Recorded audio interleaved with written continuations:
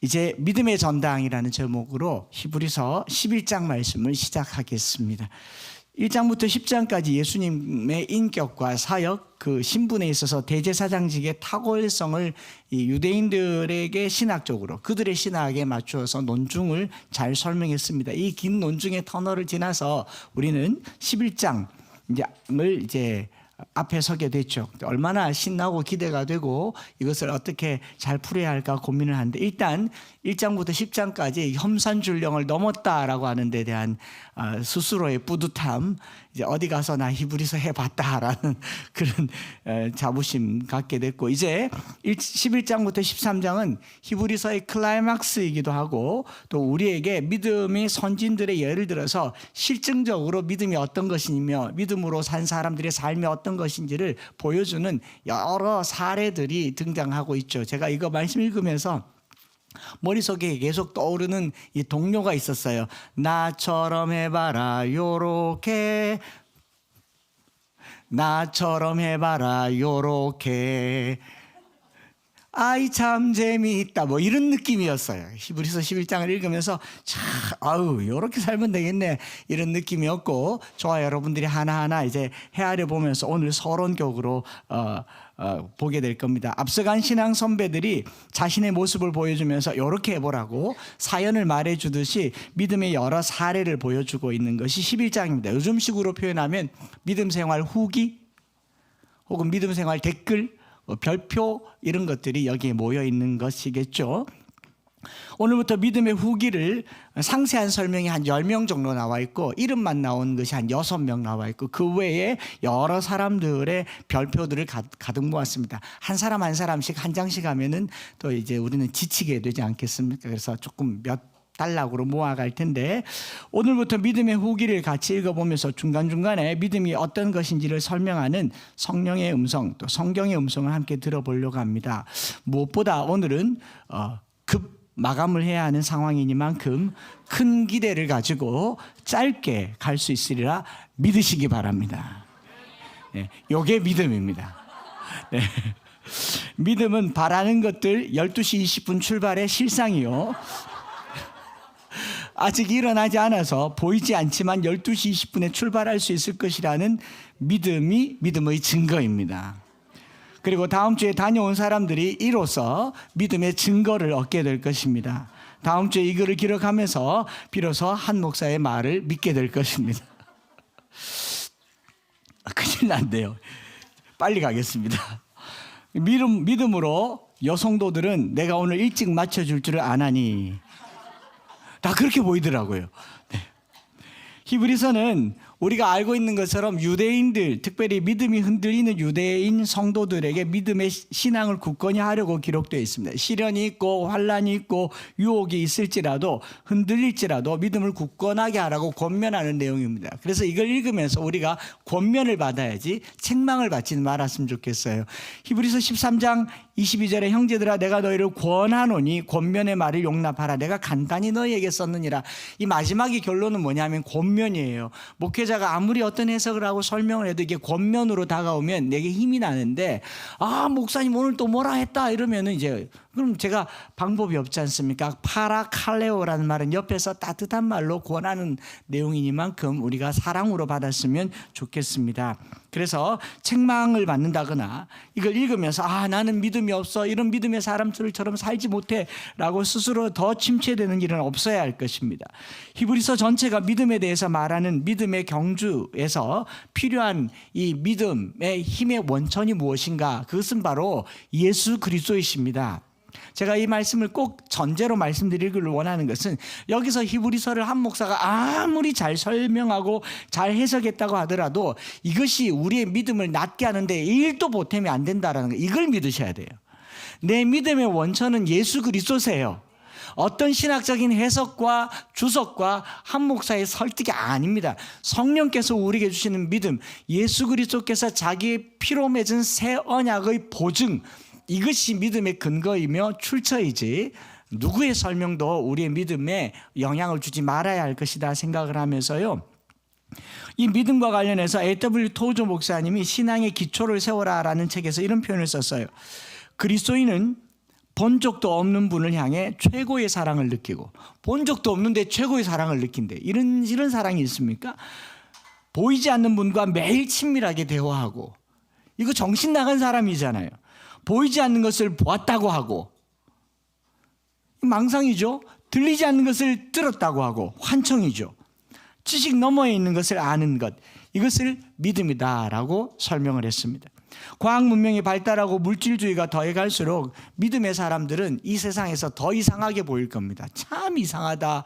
보이지 않는데 사랑한다고 하고, 들리지 않는데 듣는다고 하고, 만질 수 없는데 만져지는 것처럼 느끼는 것, 이걸 말하는 거죠. 특별히 히브리서 11장에 등장하는 믿음의 영웅들이 우리를 읽으면서, 우리가 오늘은 서론이니까 믿음의 영웅들이 영웅으로 보일 수 있는 위험이 있다는 것은 우리가 전제로 알아야 됩니다.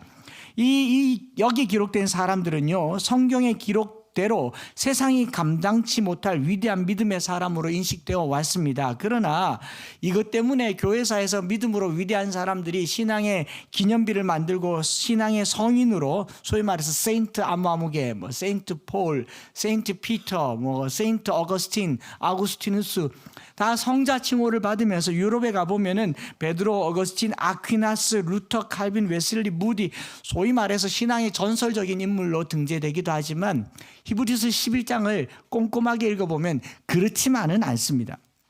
한국 교회에서도 예외 없이 신앙의 위인들을 들려면 몇 손가락에 꽂을 수는 있지 않겠습니까? 그런 이름들을 거론해서 여기에 등재할 그런 내용이 아니라는 게 아주 중요해요. 요즘으로 치면 조회수 높고 팔로워 많고 인사들의 믿음이 기록됐다라고 볼 수 있겠지만 그렇지 않다는 거죠. 그래서 오늘은 11장을 읽으면서 우리가 사전 전제로 주의해야 될 주의사항 몇 가지를 알려드리려고 합니다. 여러분, 여기 11장에 등장하는 여러 이름들을 다 적어보니까 아벨, 에녹, 노아, 아브라함, 사라, 이삭, 야곱, 요셉, 모세, 괜찮았어요? 라합, 그렇지, 이방 여인이지만 믿음으로 여호수아를 돌봐줬죠. 그리고 그 다음에는요, 적어도 여호수아는 나와야 되죠. 여호수아 생략. 그러더니 가장 어둠의 시대를 보냈던 사사시대의 인물들이 그냥 줄줄줄줄 나옵니다. 기드온, 바락이요? 자기가 안 나간다 그래서 드보라 여선지가 나가는 바락이 나왔어요. 그거 바라니까요. 삼손, 입다가요, 딸을 바쳤는데요. 다윗은 단 한 절도 할애하지 않고 그냥 다윗 이름 두 글자만 나오죠. 사무엘과 선지자. 그러더니 금마무리하고 여자들과 어떤 사람들, 이렇게 얘기를 하고 있잖아요. 여기 이 이름들은 처음에는 조금 화려하게 시작된 것 같지만 실상은 평범한 사람들이라는 것을 기억하셔야 됩니다. 아니, 평범보다도 더 못한 사람들이었던 이야기인 거죠.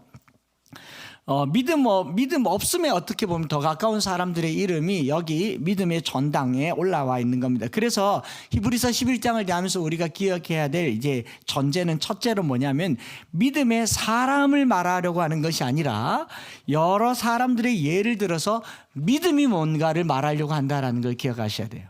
그래서 사람을 거론하지 말고 그들이 가졌던 믿음은 어떤 것인가에 관심을 가지고 이 본문을 읽으면 좋고, 두 번째로는요, 기록된 사람이 믿음의 표준이 되거나 기준이 되진 않아야 됩니다.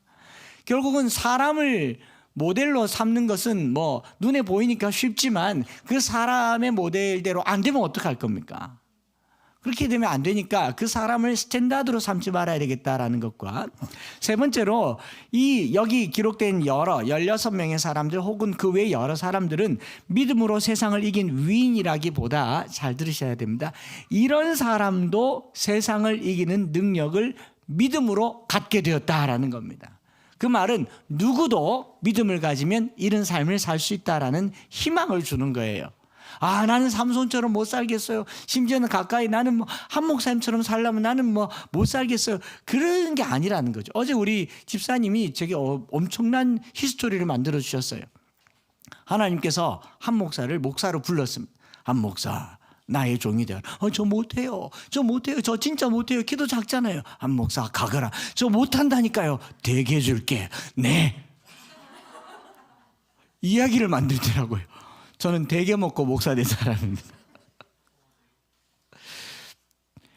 여기 있는 사람들은요, 사람이 위대한 게 아니라 믿음이 그들을 위대하게 만들었다라는 것을 전제하니까 우리도 이 믿음 가지고 그 반열에 올라서자라는 희망을 주는 거죠. 즉 믿음의 승리를 말하는 것이 아니라 믿음의 사람들이 아니라 믿음이 사람을 만든 겁니다.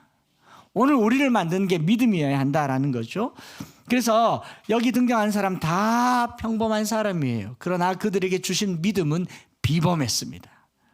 자, 평범한 사람들이 받을 비범한 믿음, 이게 11장의 전제예요.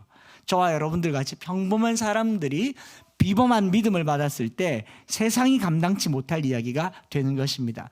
그리고 이 이야기의 전체 스토리의 또 하나는 뭐냐면 The Rewritten Bible이라고 해서 다시 쓴 성경, 개찬 성경이라고 읽혀지기도 하는데, 그 제2성전기 포로에서 돌아오고 나서 BC 2세기, 1세기 또 0세기, 1세기 요 시기를 지나면서 구약 성경에 있는 이야기들을 들으면서 당시 유대인들이 그들의 신앙의 선조들의 이야기를 새롭게 쓴 성경은 아닌데 성경처럼 쓴 성경 이야기를 Rewritten Bible이라고 해서 개찬 성경이라고 그래요. 그거 뭐냐면은 뭐 에녹서, 토빗서, 뭐 외경이라고 일컫는 거 있잖아요. 그게 뭐냐면 성경에 나와 있는 이름들의 인물들을 가지고 그 스토리를 더 길게 만들어서 성경을 이해하는 당시 배경으로는 도움되지만 객관적이고 사실적이진 않다라고 할 만한 내용들인데 거기 내용들 일부가 여기 포함되어 있다라는 걸 말씀드리려고 하는 겁니다. 무슨 말이냐면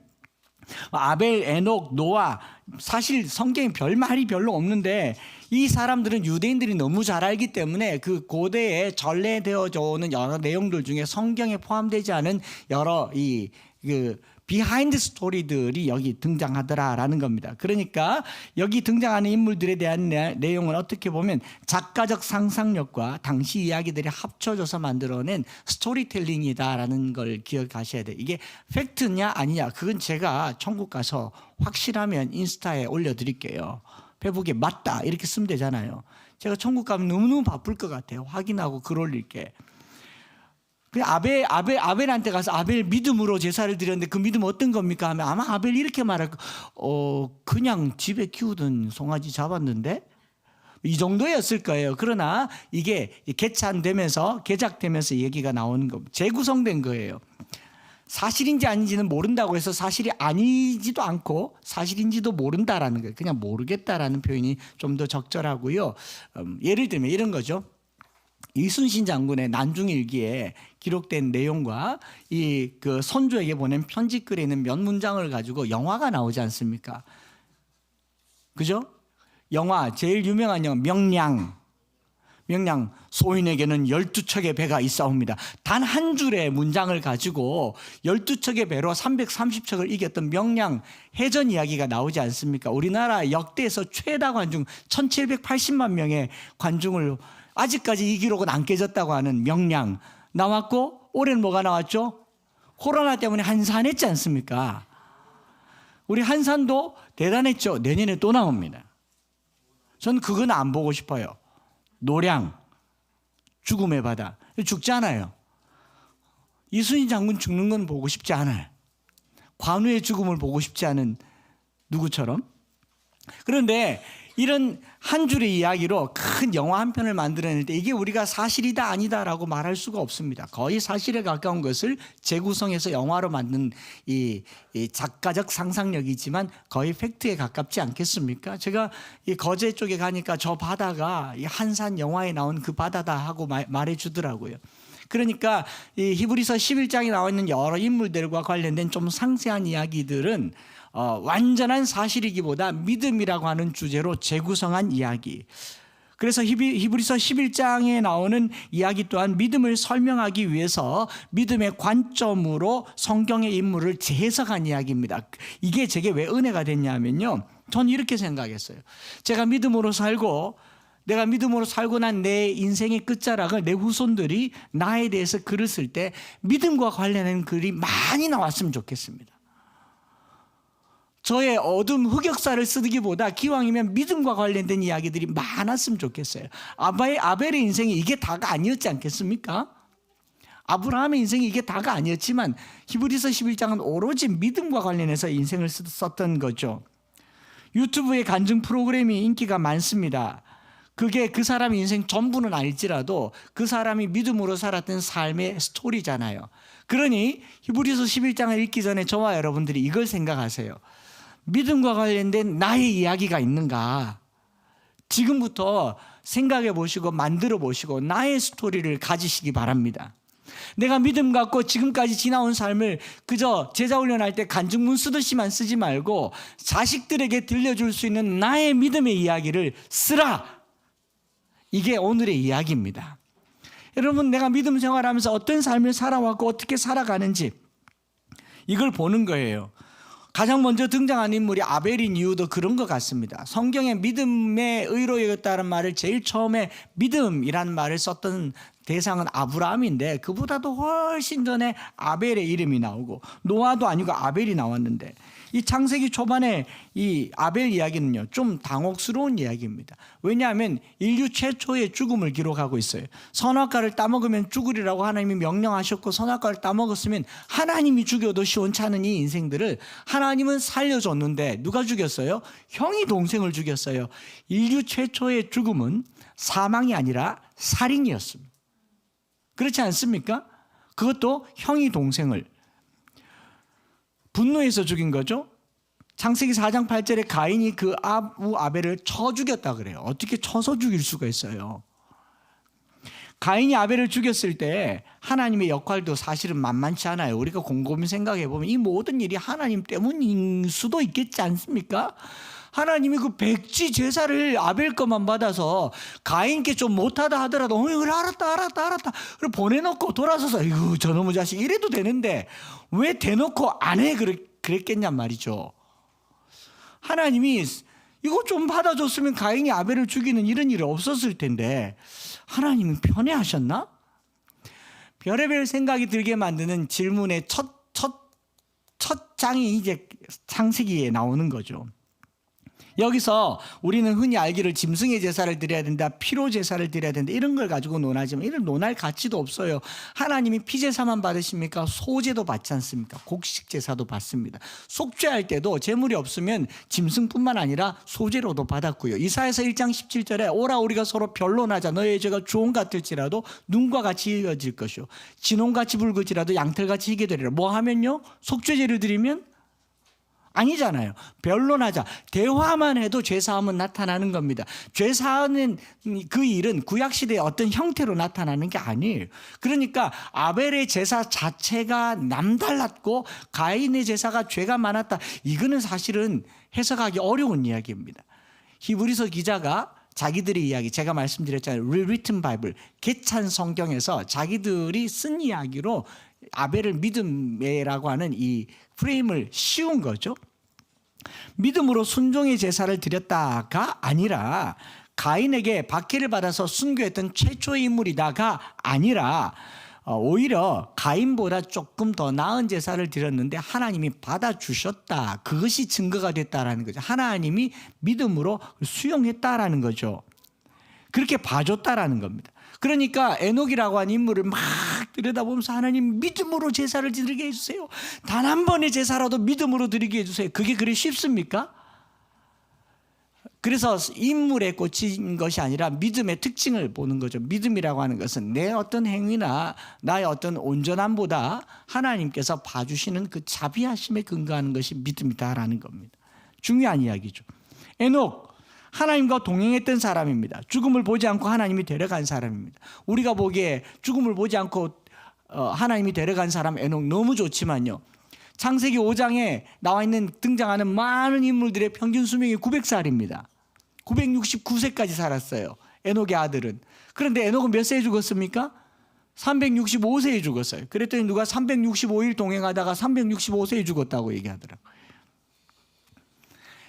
여러분 900세 평균 수명일 시절에 365세에 죽었으면 지금 30대에 요절한 겁니다.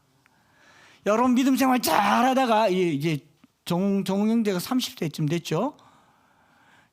내년에 내년 2살 더 적어지는 거예요. 요즘 뭐 다 깎아줘요. 나이도 깎아주고 값도 깎아주고 다 깎아줘요. 어쨌든 누가 30세가 될까? 내년에 주님이 데려가셨어요. 우리는 하나님이 정웅 형제를 데려가셨다. 할렐루야. 그를 따라 열심히 드럼을 치자. 이럴 수는 없잖아요. 이해되세요? 에녹 요절한 사람이에요. 우리가 볼 때는.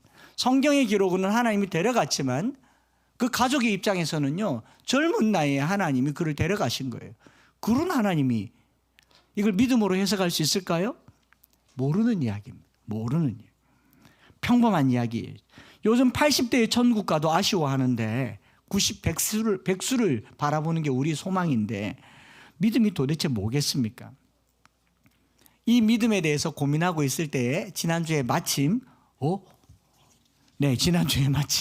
제주도에서 한 분 목사님과 대화를 하는데 이 과신대 과학과 신학의 대화, 여기에 아주 공부를 많이 한 목사님이세요. 한두 시간 대화를 하는데 이 현상에 대한 과학적 설명을 얼마나 신나게 하는지 저는 영혼이 몇 번 이탈하였다가 왔다 갔다 하는데, 여러분 1차원, 2차원, 3차원이 있는 게 아니고 4차원, 5, 6, 7, 8, 9, 10, 11차원이 있대요. 상상이 돼서요. 여기를 통과 못하는 게 아니라 통과하는 초투과 초물질에 대한 이야기를 하고, 그래서 그걸로 우리가 하나님 나라 천국을 설명할 수 있다. 영혼을 입증할 수 있고 하나님을 얘기할 수 있다. 이제 양자역학 물리학을 얘기하는데 영혼이 몇 번 왔다 갔다 하면서 듣고 있다가 저는 한 번도 그런 고민을 해본 적이 없는데 제 머릿속에서 들어왔던 생각이 나도 모르게 입으로 툭 튀어나와 버렸어요. 목사님 앞에서. 목사님 굳이 그런 공부를 제가 굳이를 몇 번 얘기하다가 우리는 헤어졌습니다. 멀티버스 얘기를 하더라고요. 멀티버스. 지금 멀티버스 이제 또 다른 차원 이야기.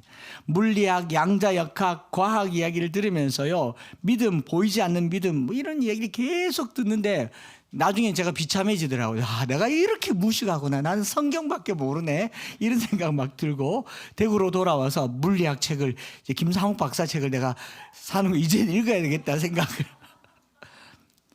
여러분, 많은 학자들이 이렇게 하나님에 대해서요, 신학에 대해서 관심을 갖고 자신들의 학문으로 증명하려고 애를 쓰는 모든 모습들이 귀하고 고맙습니다. 그러나 저나 여러분들이 이걸 다 알 필요가 있습니까?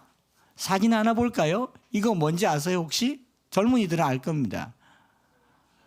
그냥 옷 브랜드 같죠? 슈레딩거의 고양이. 슈레딩거 고양이 들어봤죠? 들어는 봤어요. 그 다음 사진은요. 상자 안에 들어가 있는 슈레딩거의 고양이. 이거 인터넷 쳐보니까 금방 나오더라고요. 저렇게 공부 안 해도 알만한 건 다 나와 있던데, 뭐냐면은 고양이를 상자 안에 넣어놓고 우리는 안을 볼 수가 없고 거기 안에 이렇게 왔다 갔다 하는 이 개수개 진폭 있는데 방사능이죠. 양자니까 이제 플러스 마이너스 왔다 갔다 하는, 요게 이쪽으로 갈 확률, 이쪽으로 갈 확률 50%인데 이쪽으로 가면 망치가 툭 떨어져서 거기 있는 유리상자, 그 유리병 안에 들어있는 청산가리를 깨뜨려서 고양이는 죽게 됩니다. 그러면 상자 안을 볼 수가 없어요. 그럼 이 상자 안에 고양이가 죽었을까요? 살았을까요?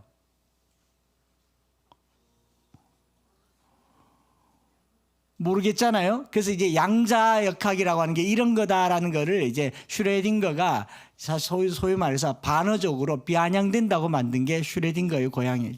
결국 이 상자 안의 고양이는 죽었을 수도 있고 살았을 수도 있죠. 왜? 그 전제가 뭐냐? 50%라고 하는 확률이잖아요. 이게 50%가 돼서 깨뜨리면 죽었을 거고 안 깨뜨리면 살았을 거고 안 열어봤으니 모르고, 이런 고민을 1930 몇 년도에 했대요. 우린 요즘 이런 고민 안 해요. CCTV 안에 넣으면 되죠. 그리고 고양이를 거기 넣으면 안 되죠.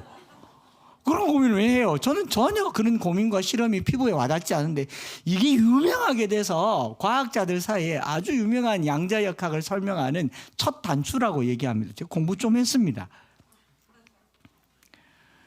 여러분, 굳이 우리가, 제가 제 얘기하니까 굳이란 생각이 들죠. 굳이. 이 손목시계요. 아날로그 시계 앞면이 시간이 찰칵 돌아가는데 굳이 뒷면 열어가지고 요건 왼쪽으로 3번, 오른쪽으로 2번 이게 톱니바퀴 여러 개 있는 걸 굳이 열어가지고 이걸 몇 바퀴 돌아야 초침이 하나 돌아가고 배터리를 넣어야 되고 이런 거 굳이 공부할 필요가 있나요? 그리고 그 시계를 했다고 뒤집어가지고 이렇게 차고 다니면서 이게 시계인데 이게 시계의 원래 모습인데 뒷면 다 톱니바퀴야 이런 거를 굳이 말해야 되냐고요. 요즘 디지털 시계는 이 안은 훨씬 더 복잡하잖아요. 훨씬 더 복잡해도 밖에는요 11시 57분 요것만 나와요. 충분합니다. 이게 믿음이에요. 믿음을 우리가 과학으로 하나님을 입증해가지고 여기 떡 앉혀놓고 이러니 믿어. 그런다고 믿어지겠습니까? 양자역학으로 하나님은 있기도 하고 없기도 하고 믿어지기도 하고 안 믿어지기도 하고 슈레딩거의 하나님 이게 이렇게 한다고 믿어지겠냐고요. 믿음 그런 거 아닙니다. 믿으면 돼요. 앞면에 있는 시간 나온 대로 보면 됩니다. 그렇죠? 훨씬 더 복잡하지만 손목 위로 드러나는 시간의 표시는 간단합니다. 여러분 찰스 다윈이 진화론을 발표한 이후로 과학자들은 두 편으로 나뉘어서 열심히 공부했어요. 자기 진화론 이론이 맞다고 하면서 전 세계를 다니면서 무슨 지층을 연구하고 그냥 미세 현미경으로 인류를 연구하고 원숭이를 연구했어요. 창조가 맞다고 하는 사람들 또 나름대로 열심히 공부했어요. 그래서 열심히 공부해서 살림살이 좀 나아졌습니까? 무신론자들은 신이 없다는 걸 입증하려고 공부하고 유신론자는 신이 있다고 하려고 하는 걸 검증하고 이거 뭐 그런다고 더 나아졌습니까? 우리 인생만 더 피곤하게 만드는 거죠. 오늘의 이야기는 이거예요. 성경은요 과학자들이 기록한 과학책이 아닙니다. 성경을 창조과학이네 무슨 과학이네 과학으로 입증하려고 한다면 이건 과학책이어야죠. 성경은 역사가들이 기록한 역사책도 아닙니다. 역사를 기록하려면 역사적 객관주의, 실증주의에 맞아야 되죠. 성경은요 하나님의 감동으로 기록된 하나님의 책입니다. 하나님이 자기 백성을 교훈하고 책망하고 바르게 하라고 의로 살게 유익하려고 주신 하나님의 말씀입니다. 성경은 믿음을 가지라고 주신 우리에게 믿음의 말씀이에요. 그렇기 때문에 과학하는 정신으로 역사하는 정신으로 읽으니 그 정신이 혼미해지는 거죠. 성경은 또 수학책도 아니잖아요. 맞대요. 벌써부터 저렇게 수학이 스트레스를 받네. 여러분 믿음 여기 말하는 믿음을 어떤 형태로 입증할 수 있을까? 저는 모르겠습니다. 그런데 삶을 바라보는 하나의 시각이며 통로이며 해석일 뿐입니다. 그래서 1절에 믿음을 간단하게 설명하고 2, 3, 4, 또 3, 4, 5절에 믿음을 살아간 삶의 이야기를 이야기하면서 피스테이라는 말을 반복해서 쓰고 있습니다. 피스테이라는 말은 믿음으로라는 말인데 18번이나 반복해서 쓰고 있습니다. 피스테이. 그러니까 모든 삶을 표현하는 첫 번째 단어가 믿음이잖아요. 저는 이렇게 생각했어요. 믿음은 인생을 해석하는 키워드이며 믿음은 하나님과 우리와 교제하는 교제의 툴이고 하나님이 우리와 만나기 위해서 믿음을 던져두고 만나는 거예요. 믿음을 주시고 우리는 만나는 겁니다. 이게 헬라 방식의 피스티오라는 표현이라는 거죠. 그래서 믿음으로 하나님을 입증하기 때문에 뭐 하느냐? 기도하는 거예요. 믿음을 달라고 기도하고 믿으니까 기도하는 거예요. 그래서 믿음이 뭔가? 결론이죠. 번역이 좀 오묘하긴 하지만 1절에 보면 이런 겁니다. 믿음은 바라는 것들의 실상이요 보이지 않는 것들의 증거니라고 얘기하는데 무슨 말이냐? 여러분 그냥 본문을 여러 번 읽어보시면 알아요. 바라는 것들의 실상이요 보이지 않는 것들의 증거라고 했는데 여러분 뭘 바랍니까? 돈을 바라면 돈을 믿게 되는 거죠. 바라는 것들이 실상이니까. 권력을 바라면 권력의 힘을 믿습니다. 내가 바라는 게 서울대학교면 서울대학교에 대한 신뢰를 갖는 거죠. 명품을 믿어요. 명문대를 믿습니다. 고급 아파트를 믿어요. 고급 승용차를 믿습니다. 왜냐하면 그게 실상이라고 얘기하는 거예요. 이 실상이란 말은 휘포스타시스라는 말, 어슈어런스라는 말인데 사전적인 의미는요 아래에 서 있다. 그 밑에 있는 거예요. 돈 아래에 들어가 있으면 돈을 믿는 거예요. 아파트 안에 들어가 있으면 아파트를 믿는 겁니다. 주식 아래 들어가 있으면 주식을 믿는 거예요. 왜? 바라는 것들이 실상이니까. 그런데 그게 정말 믿을 만하냐? 돈 믿을 만합니까? 내가 살고 있는 집은 믿을 만합니까? 저 남자는 믿을 만합니까? 이 자식들은, 이놈의 자식들은 믿을 만합니까? 안 믿으면 상처도 안 받을 텐데 백지 믿어가지고 상처까지 받고, 돈의 상처받고 관계의 상처받잖아요. 뭘 바라냐고요. 바라는 것들의 실상이 믿음입니다. 그러면 영원한 것을 바라시기 바랍니다. 변하지 않는 것을 바라시기 바랍니다. 한결같은 것을 바라시기 바랍니다. 그게 우리 주님이십니다. 그걸 믿음이라고 얘기해요. 보이지 않는 것들의 증거라는 말도, 이 증거, 엘렌코스라고 하는 이 증거라는 말도 물건이 진품임을 보여주는 이 실험이나 시험을 증거라고 하는데, 여러분들이 뭘 믿으면 이게 정확하고 영원하고 불변하다는 걸 말할 수 있겠어요? 그까지 돈이 나를 영원하게 합니까? 권력이 나를 영원하게 합니까? 무엇이 나를 영원하게 만들어요? 바라는 것, 보이지 않는 것, 아직 내 손에 없다고 내게 일어나지 않는 일에 대한 기대와 희망을 걸고 그것을 바라는 걸 믿음이라고 합니다. 그러면 우리 믿음이 어디 있는지를 알게 되겠죠. 사업 잘 되게 해달라고 하나님을 믿으면요, 사업을 믿는 거죠. 아닙니까? 자녀 잘 되게 해달라고 하나님께 기도하면 하나님이라고 하는 도구를 가지고 자녀 성공을 믿는 거예요. 바라는 것들의 실상이니까. 우리의 최종적으로 바라는 분이 하나님이면 그게 믿음입니다. 하나님에게 이르기 위해서 그 과정에 모든 걸 쓰는 거예요. 우리가 확신을 가지고 믿을 만한 게 뭘 있겠습니까? 돈, 건강, 권력, 소유, 가족, 코인, 땅, 주먹. 뭐 어느 드라마에서 내겐 오장육부 말고 심보가 3개 있다 그러더라고. 욕심, 아무도 믿지 않는 의심, 누구라도 변신할 수 있는 변절할 수 있는 변심. 뭘 믿습니까? 여러분, 보이면 확인하지 믿을 필요가 없어요. 성경이 정확하게 말합니다. 바라는 것들의 실상이며 보이지 않는 것들의 증거. 그걸 쭉 얘기하는 거예요. 이걸 얘기하고 우리 같이 기도하려고 하는데, 초대 2, 3세기 초대 교부 중에서 이 터툴리안이라고 하는 초대 교부가 있습니다. 법률가이고 법학자인데 195년의 순교자들이요, 이 로마 황제에 의해서 순교당하는 모습을 보고 거기 감동을 받아. 도대체 뭘 보고 사람들이 죽는데 저렇게 죽어가는데 평화롭게 죽을 수 있는가? 그러면서 믿음이 뭔지를 알게 됐대요. 그래서 터툴리안이 초대 교부가 되어서 이 삼일체를 비롯한 라틴어 신학 용어 980개, 우리가 지금 쓰고 있는 용어의 한 1000개 가까운 용어를 이 2세기 당시에 터툴리안이라고 하는 교부가 만들었는데, 이 사람이 순교를 했어요. 그분이 남긴 유명한 말이 있습니다. 잘 들어보세요. 내 머리로 이해되고 내 눈으로 볼 수 있고 내 귀로 들을 수 있으면 그분은 하나님일 수가 없다. 하나님은 너무 크기 때문에 내 머리로 이해한다고 해서도 조금밖에 되지 않을 거고, 하나님의 음성은 너무 크기 때문에 들린다고 해도 그 한 자락도 되지 않을 거며, 하나님은 너무 크기 때문에 이 작은 머리에 들어오실 수가 없다. 하나님은 이해하는 분이 아니라 믿는 분이다. 여러분, 오늘 과학자들이 하나님을 입증하여서 우리 앞에 딱 꿇어앉히려고 합니까? 눈에 보여주고 증명해주면 믿음이 생기겠습니까?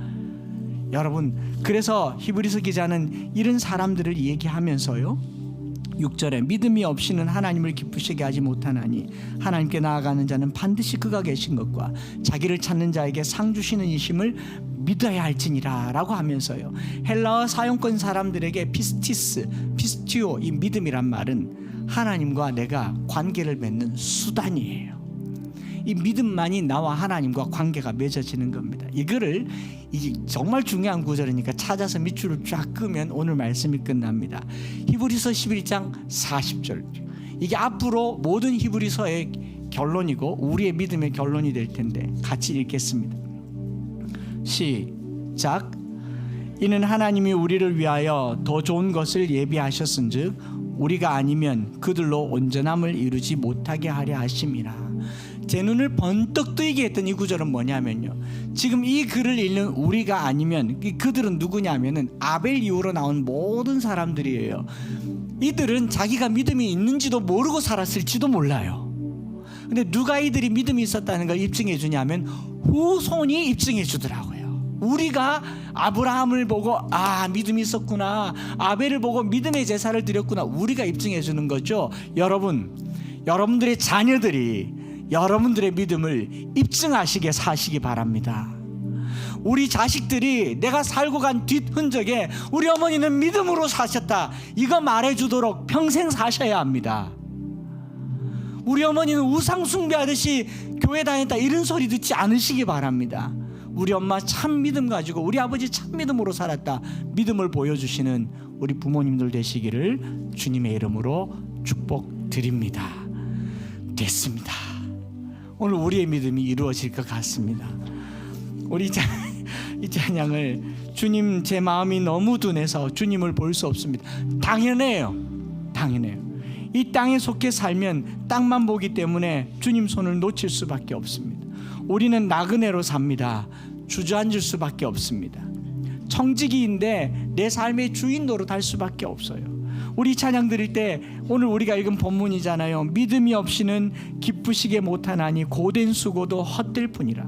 믿음이 없어서 무너진 삶의 모든 자리에 주님을 기다립니다. 우리 찬양 드리면서 믿음 주시옵소서, 믿음으로 하나님과 살게 하여 주옵소서. 이것은 내 능력 내 노력이 아니라 하나님께서 옳다 여겨 주시면 돼요. 하나님께서 내게 와 주시면 돼요. 하나님께서 나를 만나 주시면 돼요. 그러니 기도하는 거죠. 과학책으로 믿는 거 아닙니다. 역사책으로 믿는 거 아니에요. 믿음으로 믿음에 이르게 하는 것, 이것이 하박국서 2장 4절인 줄 믿고 우리 찬양 드리면서 함께 기도하겠습니다.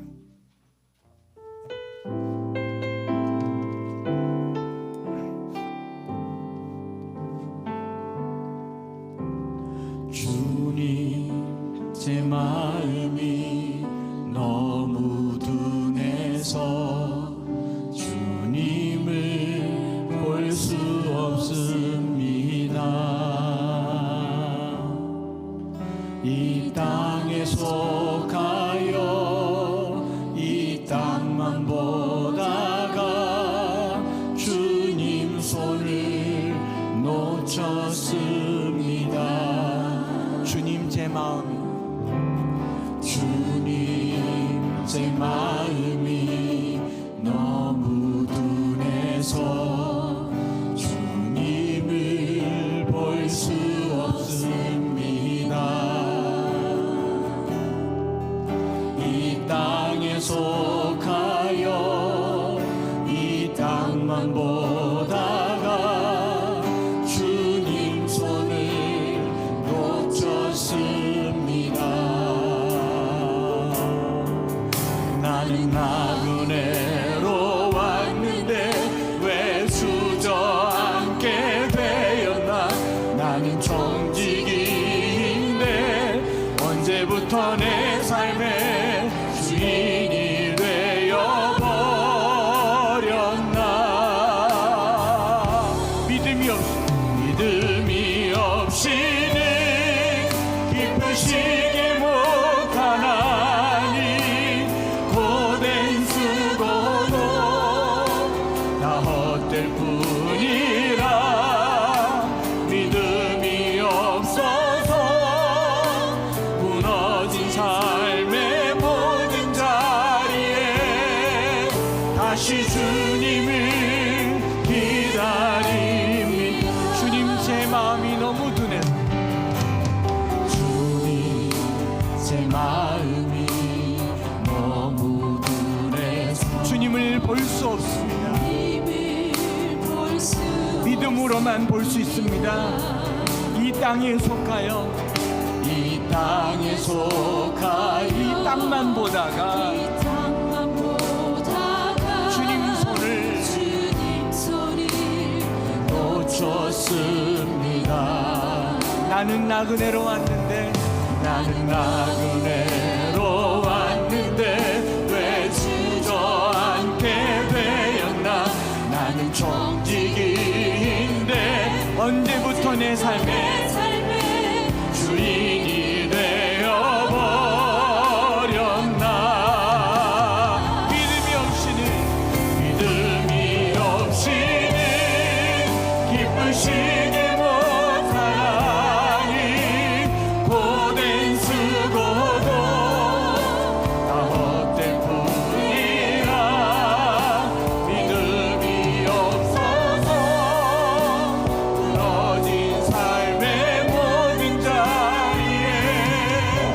다시 주님을 기다리. 나는 나그네로 왔는데, 나는 나그네로 왔는데 왜 주저. 나는 나그네로 왔는데, 나는 나그네. 그렇지 않습니까? 이제 우리에게 아무것도 없잖아요. 나는 청지기인데 언제부터 내 삶의 주인이 되어버렸습니까? 주인이 되어버렸나. 믿음이 없이는 기쁘시게 못하나니 고된 수고도 다 헛될 뿐이라. 믿음이 없어서 무너진 삶의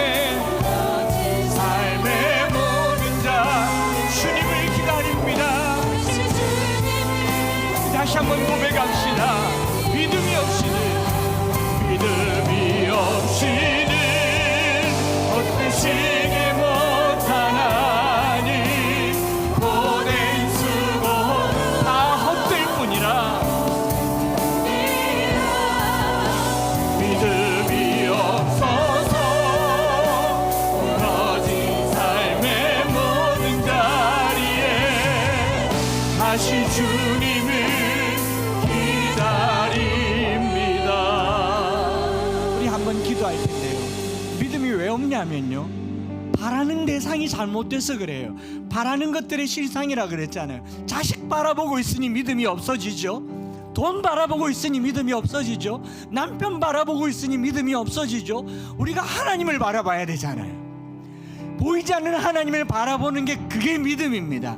바라는 것들의 실상이요 보지 못하는 것들의 증거니라고 말했다면 우리가 하나님께 나아가는 유일한 길은 이거밖에 없어요. 그래서 기도하잖아요. 우리 한번 기도합시다. 하나님, 믿음을 다하여 줘. 주님을 바랍니다. 주님을 바랍니다. 내 삶의 주님을 바랍니다. 이 길 끝에 주님을 바랍니다. 우리 하나님을 간절히 바라는 이 성탄의 절기가 되기를 간절히 바라면서 우리 주의 이름 한번 부르짖고 기도하겠습니다. 주여, 기쁘시게 못하나니 주여, 나그네로 왔는데 주저앉게 되었습니다. 청지기인데 주인이 되어버렸습니다. 하나님, 내가 바라보는 것이 하나님이 아닌 다른 것이었습니다. 물질을 바라보고 성공을 바라보고 미래를 바라보고 내 승리를 바라보며 살았습니다. 나에게 믿음을 주시옵소서. 믿음이 없이는 하나님을 바라보게 하여 주옵소서. 주를 바라라, 주를 바라라. 주님 말씀하셨사오니 너는 하나님을 바라일지어다 말씀하신 것처럼 무너진 나의 삶의 모든 자리에 다시 주님을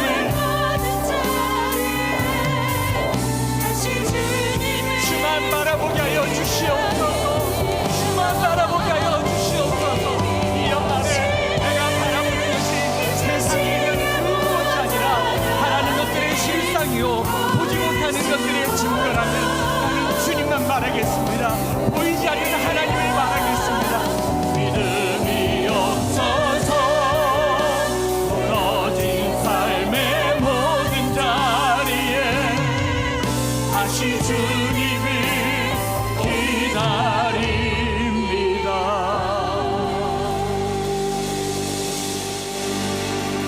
하나님 아버지, 우리가 교회 다니지만 바라보는 게 달랐던 것 같습니다. 하나님을 믿는다고 했지만 하나님 아닌 다른 것을 믿고 있었던 것은 아닌지 또 생각해 봅니다. 여기 있는 사람들 다 보잘것없는 평범한 사람이었지만 믿음의 비범함을 가졌던 것처럼 오늘 우리 평범한 인생이 믿음의 비범함을 갖게 하여 주시옵소서. 하나님, 내가 남들 바라보는 것 바라보지 않게 하시고 보이지 않는 하나님을 바라보게 하여 주옵소서.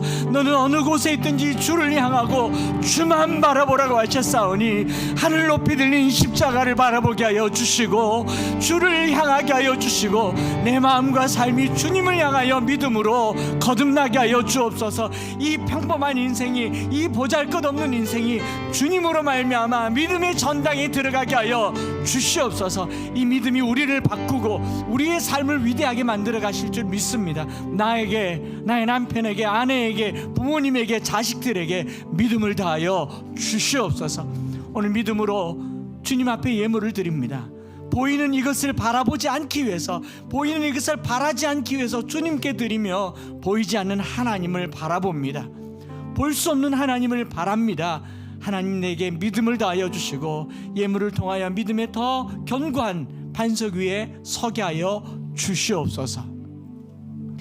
주 예수 그리스도의 크신 은혜와 아버지 하나님의 변함없으신 사랑하심과 성령 하나님 위로 교통 충만 역사하심이 오늘 우리에게 믿음 주심을 믿고 바랄 수 없는 중에 바라고 볼 수 없는 중에 보고 주만 바라보기를 소망하는, 특별히 우리의 자녀들이, 우리의 후손들이 어머니 아버지의 이야기를 믿음으로 풀어내기를 소망하는 사랑하는 모든 형제 자매들 머리 위에 이제로부터 영원토록 함께 있을지어다. 아멘.